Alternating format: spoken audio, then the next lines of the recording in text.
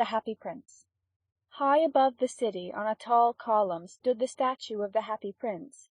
He was gilded all over with thin leaves of fine gold. For eyes he had 2 bright sapphires, and a large red ruby glowed on his sword hilt.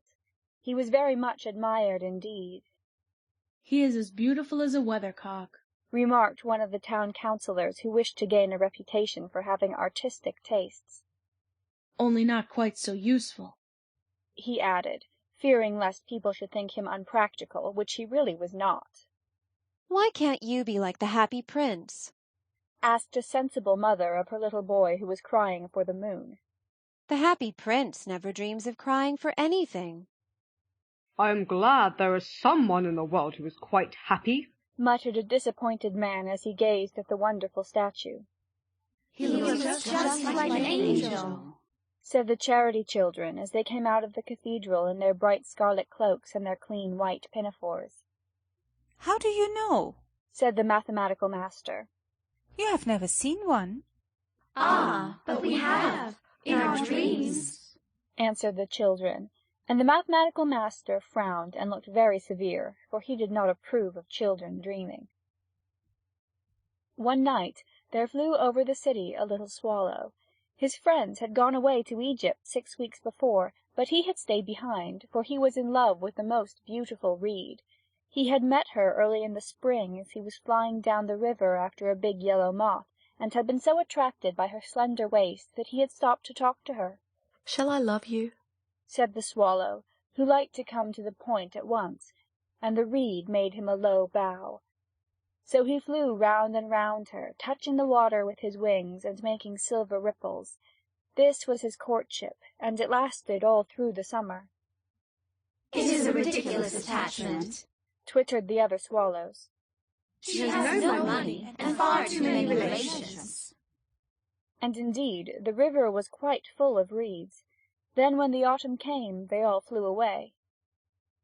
After they had gone, he felt lonely and began to tire of his lady-love. "She has no conversation," he said, "and I am afraid that she is a coquette, for she is always flirting with the wind." And certainly, whenever the wind blew, the reed made the most graceful curtsies. "I admit that she is domestic," he continued, "but I love travelling, and my wife, consequently, should love travelling also. Will you come away with me?" he said finally to her, but the reed shook her head, she was so attached to her home. "You have been trifling with me," he cried. "I am off to the pyramids. Good-bye." And he flew away. All day long he flew, and at night-time he arrived at the city. "Where shall I put up?" he said. "I hope the town has made preparations." Then he saw the statue on the tall column. "I will put up there," he cried. "It is a fine position, with plenty of fresh air." So he alighted just between the feet of the Happy Prince. "I have a golden bedroom," he said softly to himself as he looked round, and he prepared to go to sleep. But just as he was putting his head under his wing, a large drop of water fell on him. "What a curious thing!" he cried. "There is not a single cloud in the sky. The stars are quite clear and bright, and yet it is raining. The climate in the north of Europe is really dreadful. The reed used to like the rain, but that was merely her selfishness." Then another drop fell. "What is the use of a statue if it cannot keep the rain off?" he said. "I must look for a good chimney-pot." And he determined to fly away. But before he had opened his wings, the third drop fell, and he looked up and saw. What did he see? The eyes of the Happy Prince were filled with tears, and tears were running down his golden cheeks. His face was so beautiful in the moonlight that the little swallow was filled with pity. "Who are you?" he said. "I am the Happy Prince." "Why are you weeping, then?" asked the swallow. "You have quite drenched me." "When I was alive, and had a human heart," answered the statue, "I did not know what tears were, for I lived in the palace of Sans Souci, where sorrow is not allowed to enter. In the daytime I played with my companions in the garden, and in the evening I led the dance in the great hall. Round the garden ran a very lofty wall, but I never cared to ask what lay beyond it. Everything about me was so beautiful. My courtiers called me the Happy Prince, and happy indeed I was, if pleasure be happiness. So I lived, and so I died.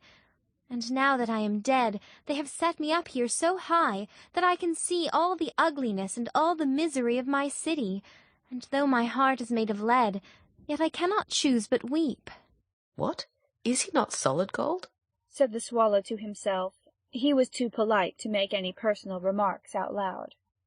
"Far away," continued the statue in a low musical voice. "Far away in a little street there is a poor house. One of the windows is open, and through it I can see a woman seated at a table. Her face is thin and worn, and she has coarse red hands, all pricked by the needle, for she is a seamstress. She is embroidering passion flowers on a satin gown for the loveliest of the Queen's maids of honour to wear at the next court ball.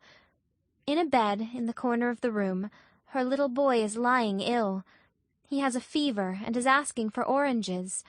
His mother has nothing to give him but river water, so he is crying. 'Swallow, swallow, little swallow, will you not bring her the ruby out of my sword hilt? My feet are fastened to this pedestal, and I cannot move.' 'I am waited for in Egypt,' said the swallow. 'My friends are flying up and down the Nile and talking to the large lotus flowers. Soon they will go to sleep in the tomb of the great king. The king is there himself in his painted coffin. He is wrapped in yellow linen and embalmed with spices. Round his neck is a chain of pale green jade, and his hands are like withered leaves.' 'Swallow, swallow, little swallow,' said the prince, will you not stay with me for one night and be my messenger? The boy is so thirsty, and the mother so sad.' 'I don't think I like boys,' answered the swallow. 'Last summer, when I was staying on the river, there were 2 rude boys, the miller's sons, who were always throwing stones at me. They never hit me, of course. We swallows fly far too well for that, and besides, I come of a family famous for its agility, but still it was a mark of disrespect.' But the happy prince looked so sad that the little swallow was sorry. 'It is very cold here,' he said, "but I will stay with you for one night and be your messenger.' 'Thank you, little swallow,' said the prince. So the swallow picked out the great ruby from the prince's sword and flew away with it in his beak over the roofs of the town. He passed by the cathedral tower where the white marble angels were sculptured. He passed by the palace and heard the sound of dancing. A beautiful girl came out on the balcony with her lover. 'How wonderful the stars are,' he said to her, "and how wonderful is the power of love." "I hope my dress will be ready in time for the state ball," she answered. "I have ordered passion flowers to be embroidered on it, but the seamstresses are so lazy." He passed over the river and saw the lanterns hanging to the masts of the ships. He passed over the ghetto and saw the old Jews bargaining with each other and weighing out money in copper scales. At last he came to the poorhouse and looked in. The boy was tossing feverishly on his bed, and the mother had fallen asleep, she was so tired. In he hopped and laid the great ruby on the table beside the woman's thimble. Then he flew gently round the bed, fanning the boy's forehead with his wings. "How cool I feel," said the boy. "I must be getting better." And he sank into a delicious slumber. Then the swallow flew back to the happy prince and told him what he had done.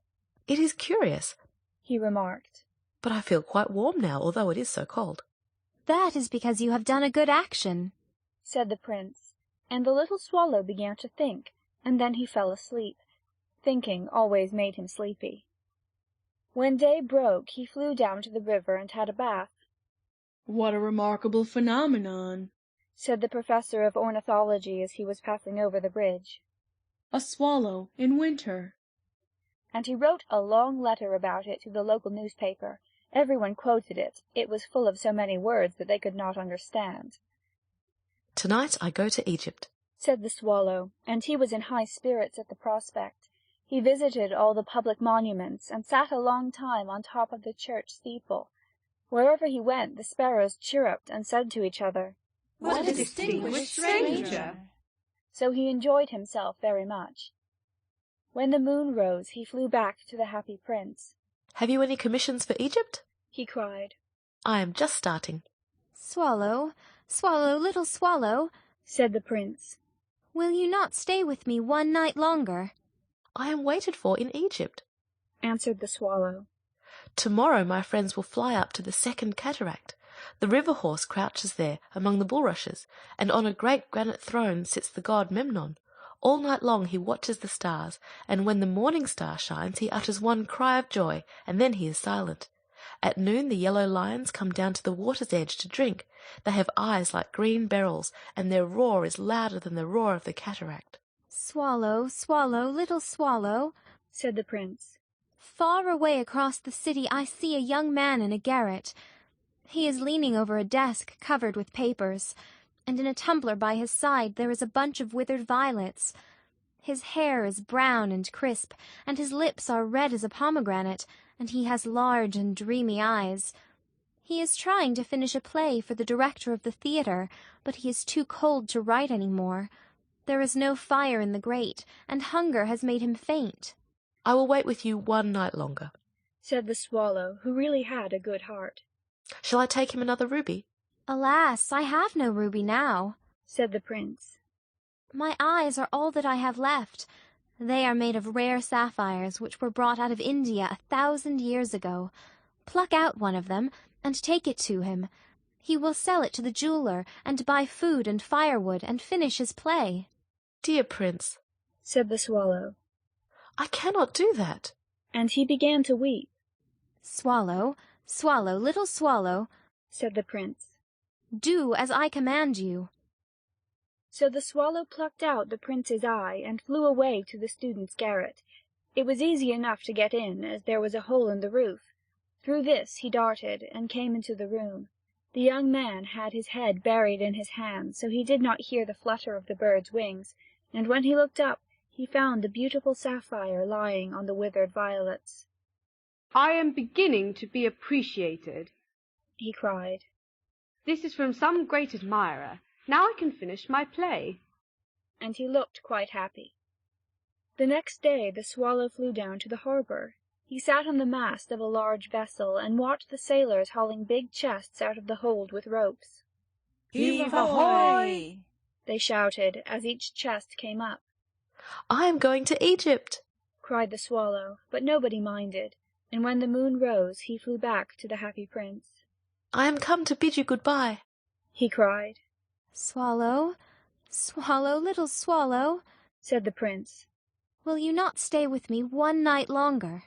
"It is winter," answered the swallow, "and the chill snow will soon be here. In Egypt the sun is warm on the green palm trees, and the crocodiles lie in the mud and look lazily about them. My companions are building a nest in the temple of Baalbec, and the white and pink doves are watching them and cooing to each other. Dear prince, I must leave you, but I will never forget you, and next spring I will bring you back 2 beautiful jewels in place of those you have given away. The ruby shall be redder than a red rose, and the sapphire shall be as blue as the great sea." "In the square below," said the happy prince, "there stands a little match girl. She has let her matches fall in the gutter, and they are all spoiled. Her father will beat her if she does not bring home some money, and she is crying. She has no shoes or stockings, and her little head is bare. Pluck out my other eye and give it to her, and her father will not beat her." "I will stay with you one night longer," said the swallow. "but I cannot pluck out your eye. You would be quite blind then." "Swallow, swallow, little swallow," said the prince, "do as I command you." So he plucked out the prince's other eye and darted down with it. He swooped past the match girl and slipped the jewel into the palm of her hand. "What a lovely bit of glass!" cried the little girl, and she ran home laughing. Then the swallow came back to the prince. "You are blind now," he said, "so I will stay with you always." "No, little swallow," said the poor prince, "you must go away to Egypt." "I will stay with you always," said the swallow, and he slept at the prince's feet. All the next day he sat on the prince's shoulder and told him stories of what he had seen in strange lands. He told him of the red ibises who stand in long rows on the banks of the Nile and catch goldfish in their beaks, and of the Sphinx, who is as old as the world itself and lives in the desert and knows everything, of the merchants who walk slowly by the side of their camels and carry amber beads in their hands, of the king of the mountains of the moon, who is as black as ebony, and worships a large crystal, of the great green snake that sleeps in a palm tree and has 20 priests to feed it with honey cakes, and of the pygmies who sail over a big lake on large flat leaves and are always at war with the butterflies. Dear little swallow, said the prince, you tell me of marvelous things, but more marvelous than anything is the suffering of men and of women. There is no mystery so great as misery. Fly over my city, little swallow, and tell me what you see there. So the swallow flew over the great city, and saw the rich making merry in their beautiful houses, while the beggars were sitting at the gates. He flew into dark lanes, and saw the white faces of starving children looking out listlessly at the black streets. Under the archway of a bridge 2 little boys were lying in one another's arms to try and keep themselves warm. How hungry we are, they said. You must not lie here, shouted the watchman, and they wandered out into the rain. Then he flew back and told the prince what he had seen. I am covered with fine gold, said the prince. You must take it off, leaf by leaf, and give it to my poor. The living always think that gold can make them happy. Leaf after leaf of the fine gold the swallow picked off, till the happy prince looked quite dull and grey. Leaf after leaf of the fine gold he brought to the poor, and the children's faces grew rosier, and they laughed and played games in the street. We have bread now, they cried. Then the snow came, and after the snow came the frost. The streets looked as if they were made of silver, they were so bright and glistening. Long icicles like crystal daggers hung down from the eaves of the houses. Everybody went about in furs, and the little boys wore scarlet caps and skated on the ice. The poor little swallow grew colder and colder, but he would not leave the prince. He loved him too well. He picked up crumbs outside the baker's door when the baker was not looking, and tried to keep himself warm by flapping his wings. But at last he knew that he was going to die. He had just enough strength to fly up to the prince's shoulder once more. "Goodbye, dear prince," he murmured. "Will you let me kiss your hand?" I am glad that you are going to Egypt at last, little swallow, said the prince. You have stayed too long here, but you must kiss me on the lips, for I love you. "It is not to Egypt that I am going," said the swallow. "I am going to the house of death. Death is the brother of sleep, is he not?" And he kissed the happy prince on the lips, and fell down dead at his feet. At that moment a curious crack sounded inside the statue, as if something had broken. The fact is that the leaden heart had snapped right in two. It certainly was a dreadfully hard frost. Early the next morning the mayor was walking in the square below in company with the town councillors. As they passed the column he looked up at the statue. "Dear me, how shabby the happy prince looks," he said. How shabby indeed, cried the town councillors, who always agreed with the mayor, and they went up to look at it. "The ruby has fallen out of his sword, his eyes are gone, and he is golden no longer," said the mayor. "In fact, he is little better than a beggar." little better than a beggar, said the town councillors. "And here is actually a dead bird at his feet," continued the mayor. "We must really issue a proclamation that birds are not to be allowed to die here." And the town clerk made a note of the suggestion. So they pulled down the statue of the happy prince. As he is no longer beautiful, he is no longer useful, said the art professor at the university.